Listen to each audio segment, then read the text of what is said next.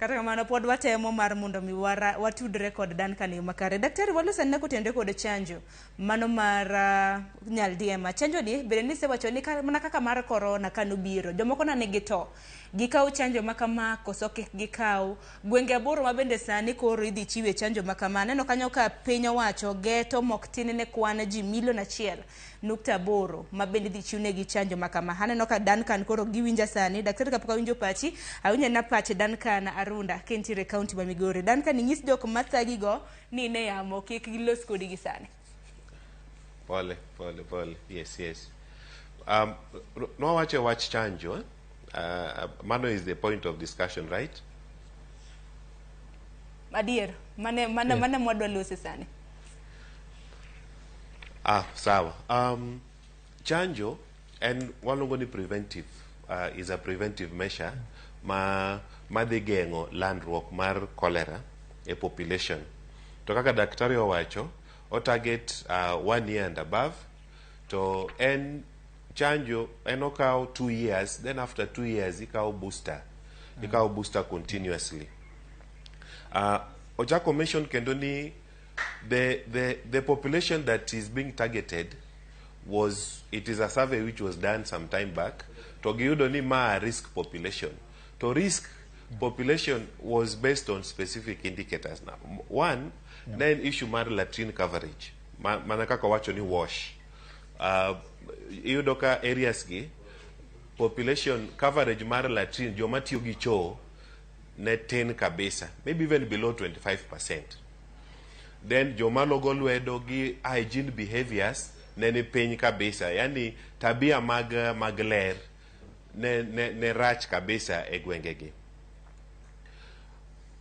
To kitudo gigi iyudo ka majority of them iyudo mana e slums, mwawaluongo ni sani urban poor.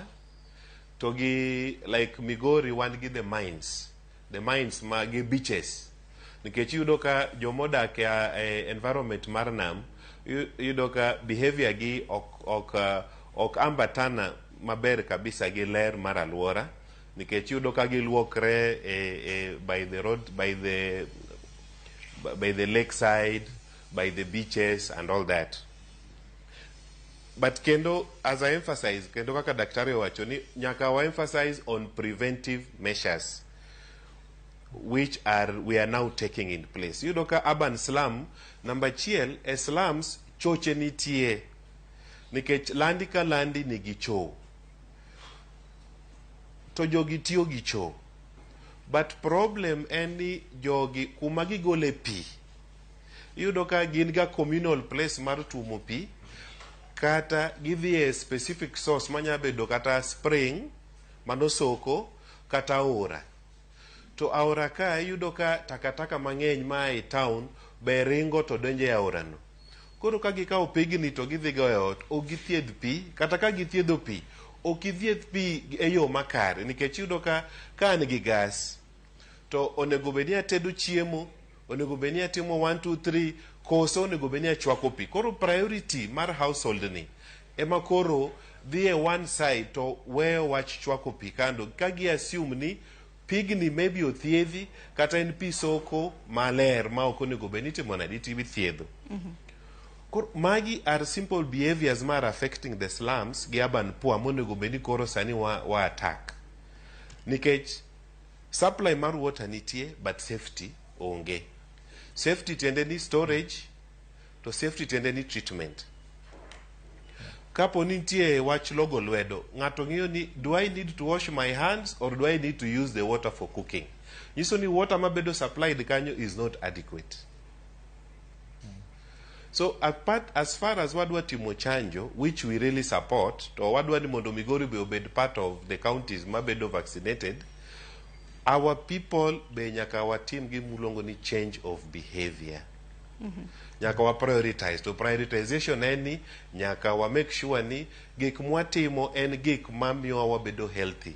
Nikech ing'iyo kata cost mar the hospital, yudo ka you'll spend over 30,000 a treatment. So you'll spend only 20 shillings mondo nyiew water gadi bed go ot. Chanjo to the bedo free, yes, but for how long will it be with us? Can we afford the chanjo? So the sustainable way kata maintenance of hygiene in our society gima dhi konyo e wach cholera ka. Chanjo is very good.